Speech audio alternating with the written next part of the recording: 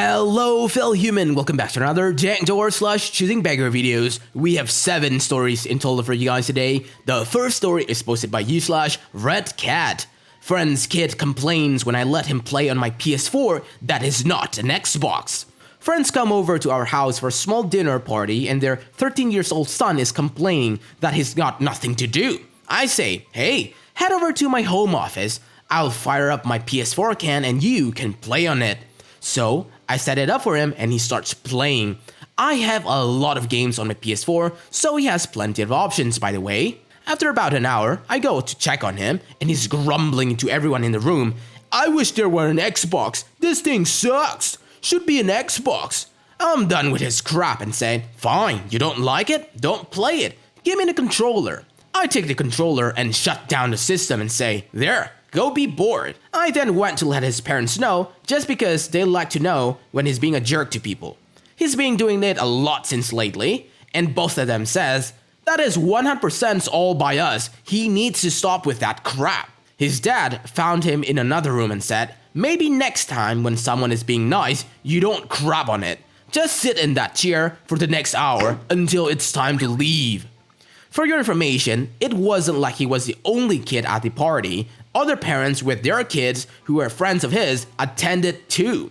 When he got there, the other kids who were happily watching a movie or were outside chatting said hi and invited him to join them. He ignored one group entirely and rejected the other, then went into a chair to sulk. I thought maybe he's having a crap day.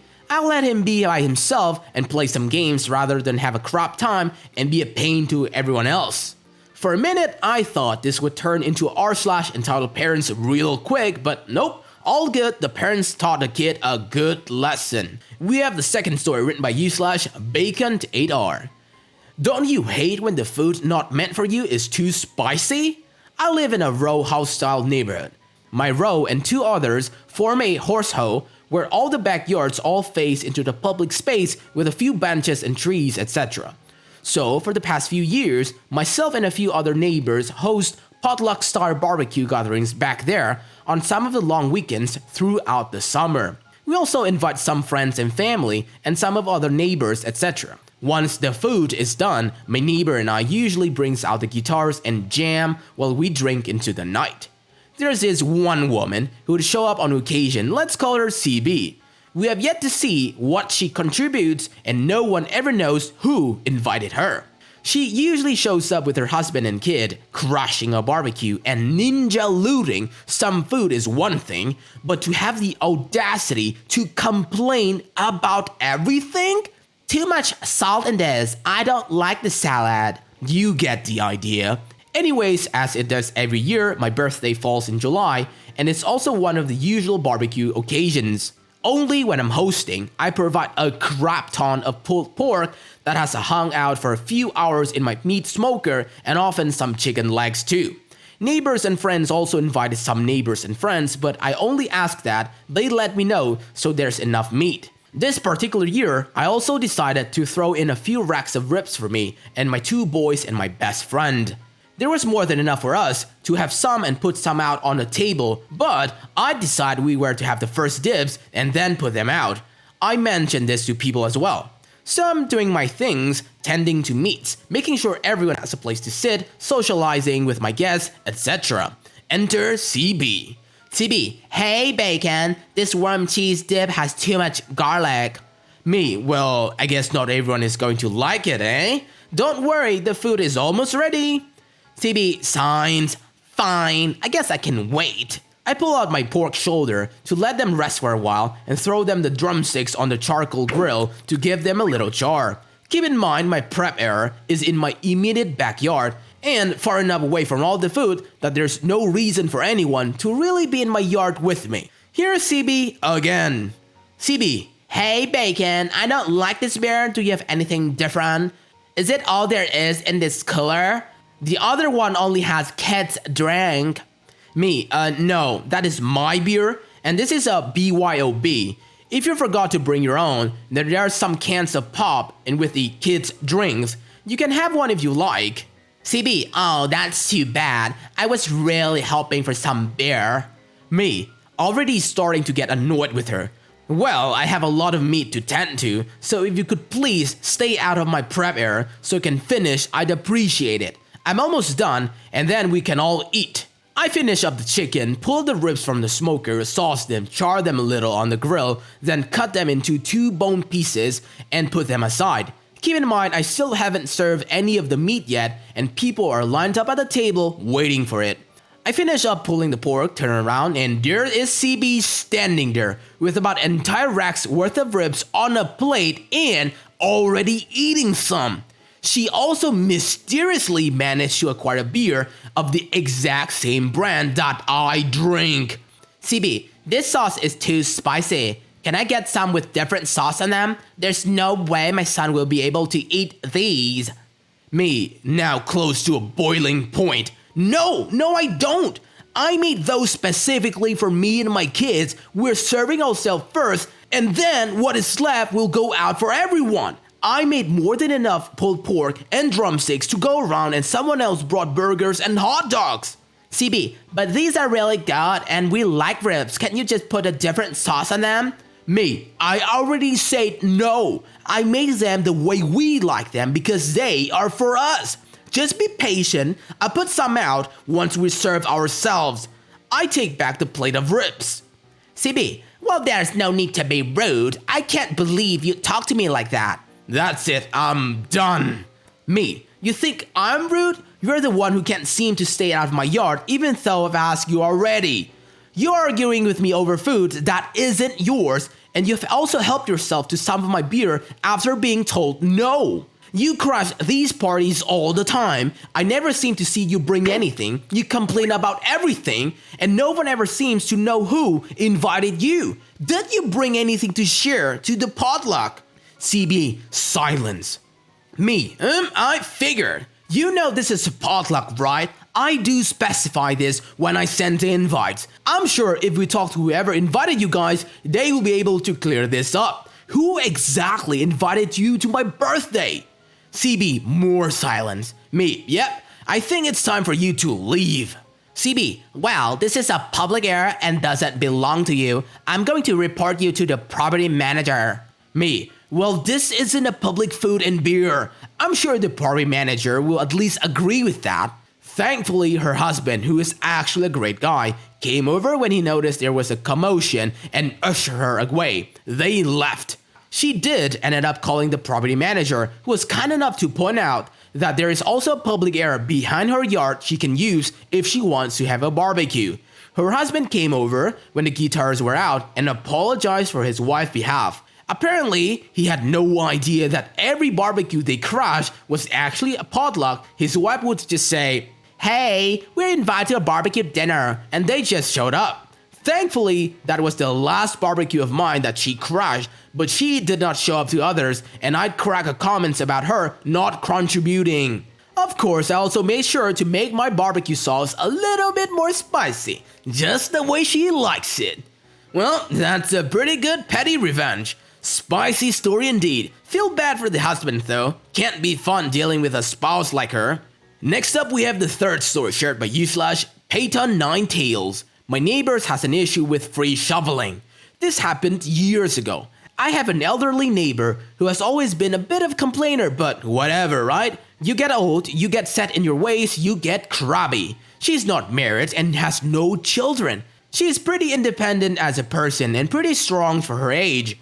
We had a snowstorm one evening. Probably 8 feet of snow fell between say 8 p.m. to 11 p.m. I went out to clear our sidewalk, but it was heavy packed snow, so wet that it was just this side of slush. I started trying to clear the walk a few inches at a time, but I was mid-pregnancy with a sore back and noped out pretty quick. Which is funny because while outside, I had missed a call from my husband telling me that under no circumstances should I try to shovel. Lol. At the time, my husband was doing 18 hours per day sometimes, between working full-time, going to school at night, and commute. He returned home from work, school at midnight, and he was exhausted. But he went out to shovel a path from the house to the car, the stairs, and to the garage. So I did a very foolish thing.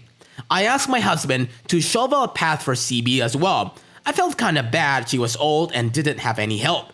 What a mistake! I went out on my porch in the morning to see CB standing there with her arms crossed scowling.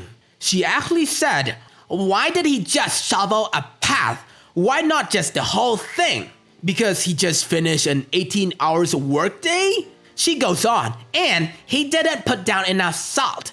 Our salt, mind you. I said, "Don't worry, he'll never make that mistake again." He hasn't, I refuse. It may be petty, but her behavior was unbelievably rude. Well guys, sounds like she had enough salt already. Moving on to the fourth story shared by /The Breakup 2013. ChoosingBeggar wants $1,000 for $10 coupon sent to the wrong address, ends up paying the legal fees entitled crossover. This story is from a few years ago when I worked in a legal department of a 1,000 plus store national retailer. As part of my job, I handled customer complaints that elevated when the customer threatened legal action. The cast is very simple. Me equals to me. M equals to Karen, who is also an attorney. AE equals to our awesome attorney. Our customer service call center forwarded M's calls to me after she threatened legal action. M left a message claiming that she was not provided a $10 coupon in a customer reward coupons. Spends $200, receive a $10 coupon in the mail sort of things. This was before apps, based on her purchase of clothing for her son and daughter for back to school. I looked into it and called them back. It turned out we had an old address associated with her rewards account. No big deal, right? I spoke with them and offered to send her the original $10 coupon and an additional $25 for her trouble to correct the address. That did not satisfy M. She claimed that we should have known her address and threatened to sue us if we didn't pay her $1,000 in cash. Her rationale was that it would have cost at least $1,000 to defend the suit. She was in a state which our company did not have any offices, so we should just pay it to her. I declined, but still forwarded her the $10 coupon that she was entitled to pursuant to our rewards program. Sure enough, she sued us for the breach of contract, fraud, and any other conceivable charge. I went to my boss, the COO, and told him the story. He asked what I wanted to do. I said I'd rather pay legal fees to a defense attorney than to pay M, and he agreed. I contacted AE, explained the situation to him, and I crap you not, he said, in southern drawl, "I get to sue M? I should be paying you guys. There are a lot of lawyers in this legal community who would love to sue her as she is reckless, unpleasant, and a total pain in the butt to deal with. I'll gladly take her case." He agreed to defend us at a reduced rate. Part of our defense strategy was to counter-sue her under the state's frivolous lawsuit statute, which would move the suit from a small claims court to the larger civil court. A filed our answers and counterclaim. Although M was an attorney, she was not a defense attorney. She had to engage her own attorney to defend against the counterclaim. After a couple of hearings, she offered to settle for no money exchange. She didn't even get the extra $25 coupon I offered her and the dismissal of both suits. I talked with AE about continuing our claim, but he advised it would probably be worth selling and being done with it, rather being vindictive. Also, vindictive would have been fun. Courts tend to not like that, so I agreed. My company ended up paying AE $900 in attorney's fees. AE later called and told us the attorney M engaged charged her $1,700 to defend her suit. Also, I would have liked to continue with our suit. I think having her to pay $1,700 over a $10 coupon sent to the wrong address is sufficient justice. That was a load of BS by the ChoosingBeggar. She claimed OP's company should have known her new address. How would you guys even find out about that if she didn't tell you? On to the fifth story shared by /log609. Girl tries to con me into buying drinks for herself and friends. This happened to me about 5 years ago. So me, was standing alone at the edge of the dance floor at the bar. My roommate was DJing, just enjoying the music and sipping a beer when some girl's SG comes up to me and starts a short conversation. SG, "Hey, how's it going?" Me, "Pretty good, just enjoying the music. How about yourself?" SG, "I'm doing well. This music is great, isn't it?" Me, "Yeah, it is. My roommate is tonight's DJ." SG, "That's cool. Wanna get a shot?" Now at this point, I'm pretty happy this girl seems interested in me, and she might even be offering to even pay for mine. Obviously, I wouldn't be telling this story if that was the case, however, and here's how the rest of the encounter went. She leads me to the bar and introduces me to her friends. They all seem nice. SG, so what kind of shot do you want? Me, just a shot of Jameson? SG to the bartender, we have 6 shots of Jameson. At this point, I realize exactly what's about to happen, but I'm still hopeful that SG is a nice person and not trying to get one over on me. And in either case, I know what I'm about to do. Bartender, deliver us the 6 shots. That will be 40 bucks. SG pauses and then looks at me. Aren't going to pay for them? Me, nope. I take my shot, turns 180 degrees, and walk back to where I was standing before. It's a common knowledge that if someone asks you if they want a drink, then you're offering to pay for both drinks or at least your own. TLDR, some girls thought like she found a mark that would pay for shots for a group of friends. She and or her friends ended up paying for all of their shots plus mine. Smart move, never let girls take advantage of you like that. Never give in to stupid crap like this. I personally need to work on myself learning to say no more often as well. On to the 6th story shared by you/other Megan. Tip thief doesn't like our tips. I work at your standard coffee shop. As all coffee shops do, we have a tip jars at the end of our registers. We had an altercation with a ChoosingBeggar this morning that was so ridiculous I had to go back and pull video footage and so I could make sure what I witnesses was true. It's like 7 in the morning and this woman comes in, blatantly sticks her hand in the jar and pulls out all the bills in there. Thankfully, since it was so early, all the bills is like 10 bucks in singles. She examines each individual dollars and then gets angry that they are not bigger bills. Instead of taking it and running, she throws the money on the counter and starts complaining that it's so little money. I'm just dumbfounded. How dare we not have more tip money out for her to steal? Well, I think with all the video footage evidence, we're missing the part where she got arrested here. On to the 7th story shared by you/A Tony. Man, your mother duckers never have pepperoni. So I recently had to work at a homeless shelter food kitchen for a week to get community service hours for school. It was the standard cook food, sweep floors, and wash dishes kind of community service, so no big deal. After a few days, you begin to see patterns in certain people.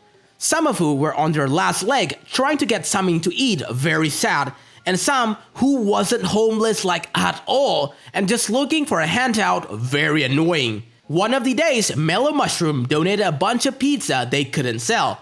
For lunch that day, everyone got a water and 2 slices of pizza. The rules are that everyone gets the first round of food, and if there's any leftover, we announce that you can get a second round. So there's this one guy who clearly wasn't homeless coming in every day to get food. Not a problem, I guess, until he goes and get his second round before everyone else. I politely told him he has to wait until everyone got their first round. Once everyone did, he was the first person to get his seconds. Upon cutting to the front line, he asked me if we had any pepperoni pizza. I politely tell him that we just run out and there was a bunch of others he could have. This dude looks at me dead in the eyes and said, "Man, your mother duckers never have pepperoni." It took everything in my power not to beat this dude senseless. The term beggars can't be choosers has never been more relevant in my entire life. Well, that's a wild male choosing beggar for you guys. That's it for today, fellow humans. Thanks for watching. Please leave a like, subscribe, and comments. See you guys next time.